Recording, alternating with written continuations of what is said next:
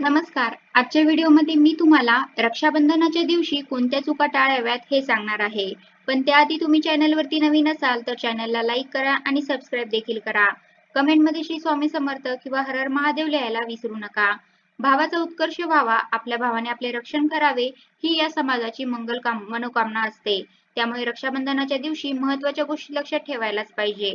चुका टाळून मोठ्या उत्साहात रक्षाबंधन साजरं करावं असं नेहमीच सांगितलं जातं.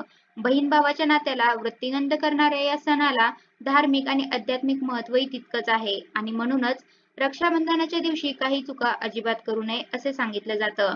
मग रक्षाबंधनाच्या दिवशी कोणत्या चुका टाळाव्यात? चला जाणून घेऊयात. रक्षाबंधनाच्या दिवशी बांधली जाणारी राखी ही पूर्ण प्लास्टिकची नसावी, फुटलेली किंवा खंडित नसावी, काळ्या रंगाच्या धाग्यात नसावी, त्यावर अशुभ चिन्ह नसावं, मनगटाच्या वर खूप मोठी राखी नसावी. याबरोबरच यावर्षी राखीच्या दिवशी भद्रकाळ येतो.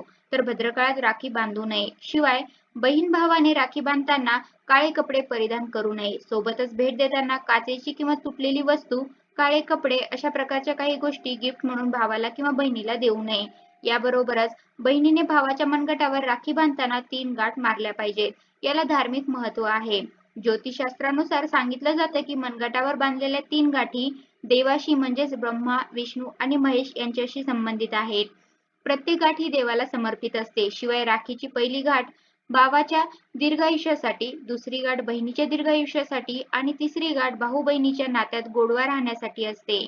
याचबरोबर राखी बांधताना भावाने आणि बहिणीने नवीन कपडे परिधान करावे.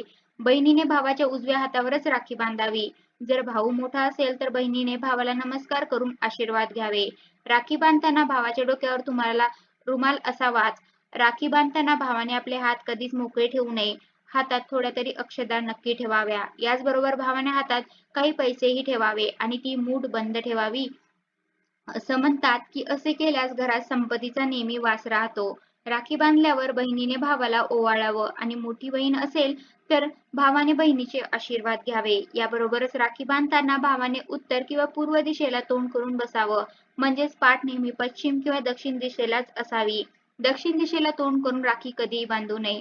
तर अशा प्रकारे रक्षाबंधनाच्या दिवशी बहीण आणि भावाने सुद्धा राखी बांधताना अशी काळजी घेतल्यास भावाच्या दीर्घायुष्यासाठी याबरोबरच बहिणीच्या दीर्घायुष्यासाठी आणि भाऊ बहिणीच्या नात्यात गोडवा राहण्यासाठी मदत मिळते असं सांगितलं जातं. कसा वाटला तुम्हाला माझा आजचा व्हिडिओ? कमेंट करून नक्की सांगा. धन्यवाद.